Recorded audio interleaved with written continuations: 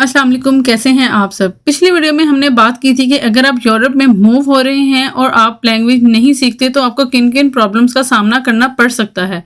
आपकी लाइफ अच्छी खासी मुश्किल हो जाती है। इस व्लॉग में हम बात करेंगे कि आपको लैंग्वेज सीखने के लिए क्या क्या स्टेप्स लेने चाहिए जिससे आप आसानी से लैंग्वेज सीख सकते हैं। हम आपके साथ कुछ टिप्स भी शेयर करेंगे, तो इस वीडियो को एंड तक लाजमी देखें। तो चलते हैं आज के व्लॉग की तरफ। सबसे पहले आपने अपनी लैंग्वेज लर्निंग की जर्नी को 2 पार्ट्स में डिवाइड कर लेना है, short term goals and long term goals. तो सबसे पहले बात कर लेते हैं शॉर्ट टर्म गोल्स की। इसमें आपने बेसिक फ्रेजेस को सीखना है। पहले वीक में आपने रोजमर्रा की जिंदगी के आसान सेंटेंसेस याद कर लेने हैं, जैसे कि हेलो, क्या हाल है? मैं ठीक हूँ। आप कहाँ जा रहे हैं? मैं शॉपिंग पर जा रही हूँ और कुछ ग्रोसरी भी करनी है। इसके बाद 1 महीने तक आपको इतनी लैंग्वेज आ जानी चाहिए कि आप अपना इंट्रोडक्शन दे सकें, जैसे कि मेरा नाम उस्मान है, मैं पाकिस्तान से हूँ और रिसेंटली स्वीडन में मूव इन हुआ हूँ। मेरी एजुकेशन क्या है और मैं कहाँ जॉब करता हूँ और मेरी हॉबीज़ क्या हैं, वगैरह वगैरह।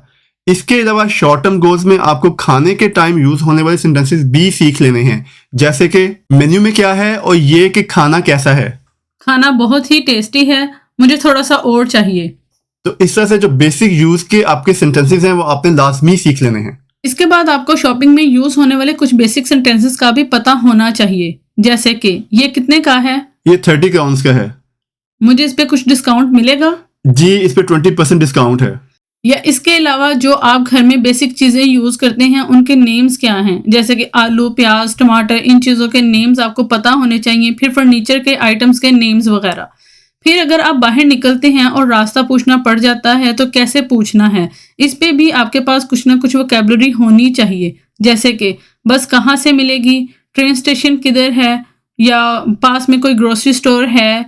इसके अलावा ये कि लाइब्रेरी किधर है, etcetera. This will help you a lot while you are new in another European country. अब बात कर लेते हैं लॉन्ग टर्म प्लान की, जिसमें आपका गोल ये है कि आपने 6 मंथ से लेके 1 साल के अंदर आपका जो टाइम पीरियड है उसमें लैंग्वेज प्रोफिशिएंसी अचीव करनी है, जिसमें आपका फोकस ये होना चाहिए कि आप किसी भी नेटिव के साथ एक नॉर्मल कन्वर्सेशन कर सकें। इट डजंट मैटर कि आप ग्रामेटिकली सही बोल रहे हैं या नहीं।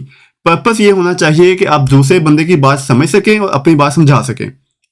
साथ में आपको सिंपल रीडिंग एंड राइटिंग भी आनी चाहिए और इतने काबिल हो जाएं कि वहां का जो फर्स्ट लेवल लैंग्वेज टेस्ट है आप उसे पास कर सकें। अब आपका प्लान रेडी है। इसके बाद आते हैं कि इस प्लान को आपने एग्जीक्यूट कैसे करना है। तो सबसे जो पहली चीज है वो ये है कि आपके पास राइट रिसोर्सेज होने चाहिए, जैसे कि मीडिया। इसमें सबसे ज्यादा यूजफुल चीज ये है कि आप टीवी शोज देखें, म्यूजिक सुने और खास तौर पे बच्चों के टीवी सीरियल्स या कार्टून्स देखें।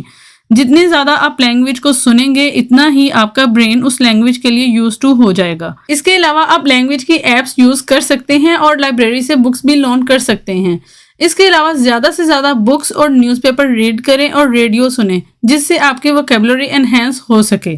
और अगर आपको कोई स्पीकिंग पार्टनर मिल जाए तो ये लैंग्वेज सीखने के लिए बेहतरीन हो जाएगा। ऑनलाइन कोर्सेज भी मिल जाते हैं, जैसे कि यूट्यूब पे आपको हर तरह का ऑनलाइन ट्यूटर मिल जाता है, वो भी फ्री ऑफ कॉस्ट, जो आपको बेसिक से लेके एडवांस लैंग्वेज तक टीच करते हैं। स्वीडिश लैंग्वेज के रिलेटेड जो जो मटेरियल ऑनलाइन अवेलेबल है और कैसे आप पाकिस्तान या इंडिया में बैठे हुए भी स्वीडिश सीख सकते हैं, इस पर हम नेक्स्ट वीडियो में डिटेल से बात करेंगे। So use media as much as possible to learn the target language. दूसरे नंबर पे आ जाता है कि आपने अपनी स्टडी की रूटीन बनानी है। डेली एटलीस्ट 30 मिनट्स आपने लैंग्वेज को लाजमी देने हैं। डेली स्पीकिंग एंड लिसनिंग की प्रैक्टिस करें। इससे आपका ब्रेन लैंग्वेज के लिए यूज टू हो जाएगा और इवेंचुअली वर्ड्स आपकी जुबान पे भी आना शुरू हो जाएंगे। बेसिक राइटिंग से स्टार्ट करें और आहिस्ता आहिस्ता कॉम्प्लेक्स सेंटेंसेस बनाने की कोशिश करें। अगर आप रेगुलरली रीडिंग करते रहेंगे तो कुछ ही टाइम में आपके पास अच्छे खासे वर्ड्स होंगे जो आप डेली लाइफ में यूज कर सकेंगे। इससे आपकी ग्रामर भी बेहतर होना शुरू हो जाएगी और इसके बाद आपने फोकस करना है कि आपकी प्रोनाउंसिएशन भी बेहतर हो। साथ में आपने जो लोकल फेसबुक ग्रुप्स होते हैं उनको भी ज्वाइन कर देना है। वहाँ लोग छोटे छोटे पोस्ट्स लगाते हैं, मोस्टली इनफॉर्मल लैंग्वेज में। इससे आप डेली यूज होने वाली लैंग्वेज को भी लर्न कर सकेंगे। कोशिश करें कि आप लोकल इवेंट्स को अटेंड करें। इससे आपको वहाँ के कल्चर का भी पता चलना शुरू हो जाएगा और आपकी वोकैबुलरी भी बेहतर होना शुरू हो जाएगी। तो अगली चीज ये है कि आप अपनी लाइफ में लैंग्वेज को इंक्लूड करें, जैसे कि अपनी हॉबीज में। फॉर एग्जांपल, अगर आपकी हॉबी बुक रीडिंग है तो टारगेट लैंग्वेज में बुक रीडिंग करें, या आपको मूवीज का शौक है तो उस लैंग्वेज में मूवीज देखें जो आपकी टारगेटेड लैंग्वेज हो। इसके अलावा अपने मोबाइल के लैंग्वेज को टारगेट लैंग्वेज में चेंज कर लें। This gonna be really helpful. आपने टेक्नोलॉजी को यूज करना है as much as you can to learn the new language. कल के दौर में जो सबसे अच्छा टूल है वो है चैट जीपीटी।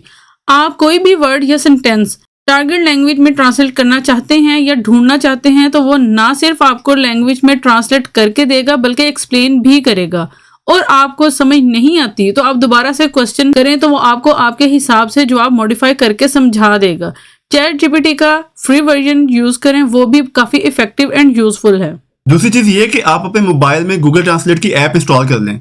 लेट से आप शॉपिंग पे जाएं और आपको वहां पे चीजों के नामों की समझ ना आए तो गूगल ट्रांसलेट की ऐप ओपन करें, वहां कैमरे का ऑप्शन यूज करें, पिक्चर बनाएं तो वो उसको ट्रांसलेट कर देगा। एक तो आपको शॉपिंग करने में आसानी हो जाएगी और साथ में आप लैंग्वेज भी लर्न करते रहेंगे। लैंग्वेज को सीखने में टाइम लगता है, इट्स अ स्लो प्रोसेस। आपने पेशेंस लूज नहीं करना। अगर आप एक दिन में एक नया वर्ड भी सीख रहे हैं तो ये भी आपकी प्रोग्रेस है। आप अपने हिसाब से अपनी स्पीड सेट कर लें, लेकिन कंसिस्टेंट रहें और मोटिवेटेड रहें। इवेंचुअली लैंग्वेज आ जाती है, बस गिव अप नहीं करना आपने। मैं पर्सनली बहुत सारे लोगों को जानता हूं जिन्होंने यहाँ आकर स्वीडिश या डेनिश लर्न की है और अच्छी खासी जॉब्स कर रहे हैं। अगर आप रेगुलरली इन स्टेप्स को फॉलो करेंगे तो आप कुछ ही अरसे में फील करेंगे कि आप इर्द गिर्द होने वाली डिस्कशन को समझ रहे हैं। आप फील करेंगे कि आप सोसाइटी का हिस्सा बन रहे हैं। इससे आपका कॉन्फिडेंस भी बेहतर होगा और मजीद मोटिवेशन भी मिलेगी। इसके साथ ही हम आज का व्लॉग खत्म करते हैं। Don't forget to like, share and subscribe. अल्लाह हाफिज।